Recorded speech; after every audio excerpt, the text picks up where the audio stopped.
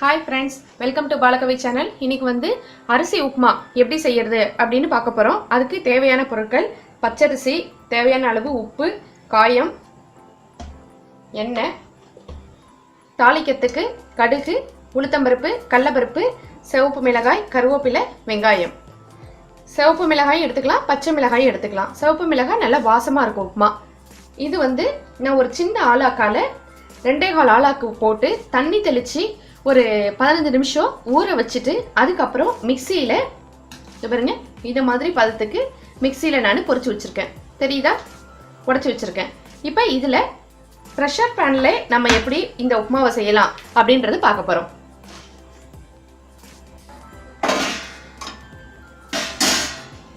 Ready.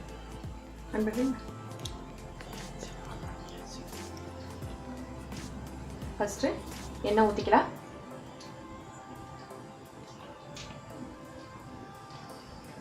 நல்லெண்ணெய், செக்கெண்ணெய் தான் நான் சேர்க்கிறது எப்போதுமே.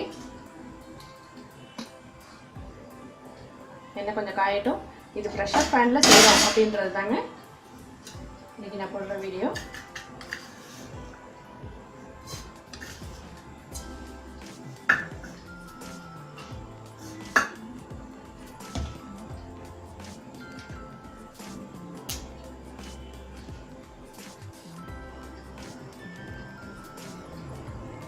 கடுகு, உளுத்தம்பருப்பு, உப்புமான்னும் போது கடலைப்பருப்பு நிறைய போட்டிங்கன்னா நல்லா வாசமா இருக்கும்.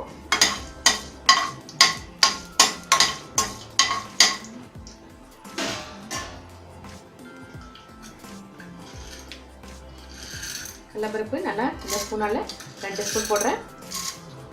இன்னும் கொஞ்சம் போடலாம். 2 ஸ்பூன் போட்டிருக்கேன். பாருங்க இந்த ஆலாக்கால 2.25 ஆலாக்கு நான் போட்டிருக்கேன் அரிசி.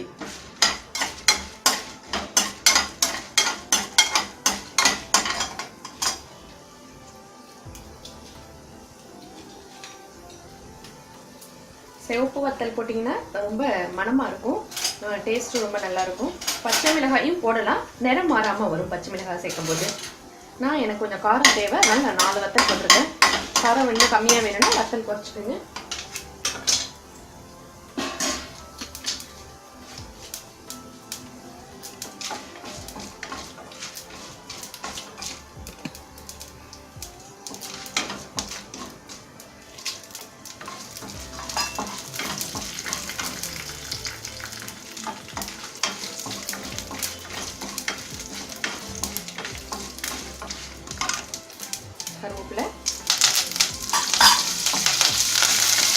கருவேப்பிலை எப்போதும் வாஷ் பண்ணி நீல உலர வச்சு ஃப்ரிட்ஜில் ஸ்டோர் பண்ணி வச்சுருக்கேன்.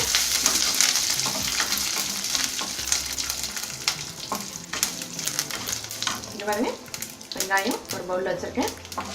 மிளகாய் கொஞ்சம் செவந்து வந்தோடனே வெங்காயம் போட்டுடலாம்.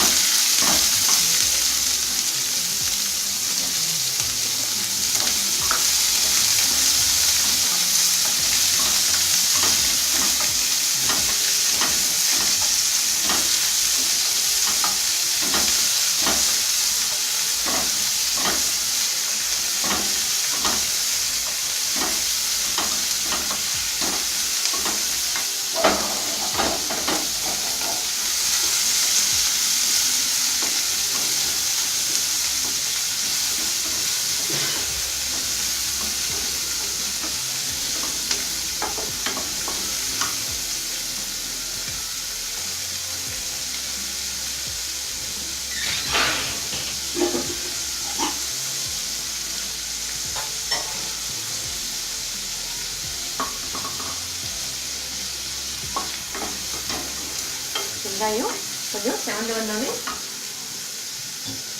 வெங்காயம் போட்டுக்கலாம், உப்பும் போட்டுக்கலாம். வெங்காயம் போட்டால் நல்லா வாசனையாக இருக்கும், அதனால் வெங்காயம் சேர்த்துங்க.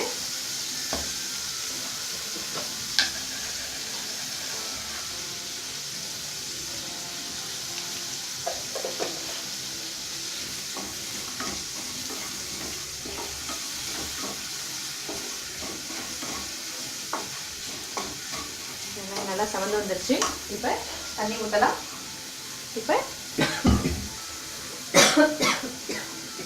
இந்த ஆலாக்கால போட்டேன். இந்த ஆலாக்கோட அளவு தாங்க இந்த டம்ளரும்.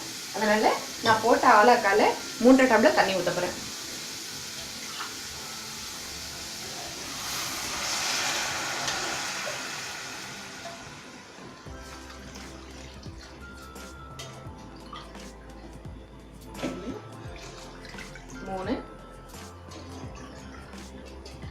மூன்றரை டம்ளர்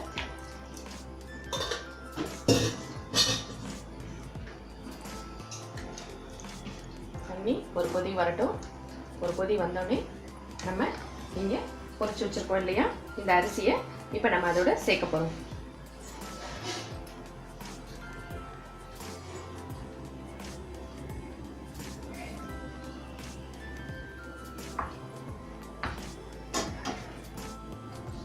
இந்த தண்ணி கொதி வரும்போதே உங்களுக்கு உப்பு அளவுலாம் கரெக்டாக இருக்கான்னு டேஸ்ட் பண்ணி வேணால் பார்த்துக்குங்க.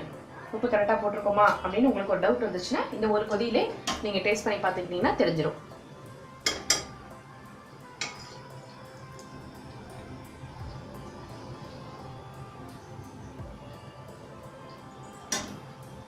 உப்பு எனக்கு இன்னும் கொஞ்சம் பத்தலை, கொஞ்சம் போட போகிறேன்.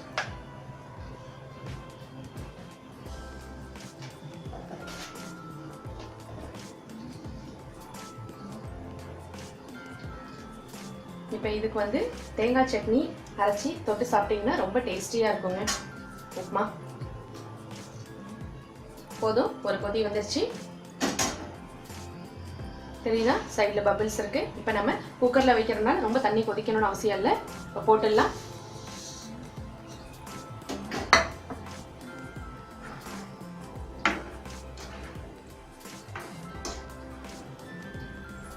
ரொம்ப ஈஸியாக சிம்பிளாக இருக்கும். இப்போ நம்ம அவ்வளோதான். நம்ம மூடி விசில் போட்டுருங்க. ஒரு 3 விசில் வரட்டும். 3 விசில் வந்தோடனே ஆஃப் பண்ணிவிட்டு உப்புமா ரெடி ஆகிடும். இதுக்கு வந்து தேங்காய் சட்னி வச்சு சாப்பிட்டிங்கன்னா ரொம்ப சுவையாக இருக்கும். குக்கர் ரெடி ஆனோடனே நான் திறந்து காமிக்கிறேன். 3 விசில் வந்துருச்சு. குக்கர் ஆஃப் பண்ணியாச்சு. இப்போ உப்புமா வந்து ரெடி ஆகிடுச்சான்னு பார்த்துக்கலாம்.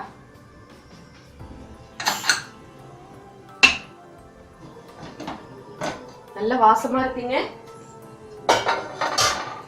வாவ், சூப்பரா வந்திருக்கு பாருங்க. உப்புமா ரெடி ஆயிடுச்சு. நம்ம சிகப்பு மிளகாய் தாளிச்சதுனால அந்த மிளகாயோட காரம் இறங்கி இருக்குது. அதனாலதான் இந்த கலர்ஃபுல் தெரியுது. நல்ல கலர்ஃபுல்லா இருக்குது. இதுவே நீங்க கிரீன் சில்லி போட்டீங்கன்னா பயங்கர ஒயிட்டா இருக்குங்க. ரொம்ப வெள்ளை வெள்ளைன்னு இருக்கும். பச்சரிசின்றனால நல்ல பயங்கர ஒயிட்னஸா இருக்குங்க. சுவையான அரிசி உப்புமா 5 நிமிடத்தில் ரெடி. நீங்களும் செஞ்சு பாருங்க. செஞ்சு பார்த்து உங்க கமெண்ட்ஸை எனக்கு தருவீங்க. இந்த சேனலை நீங்க சப்ஸ்கிரைப் பண்ணீங்க. நன்றி.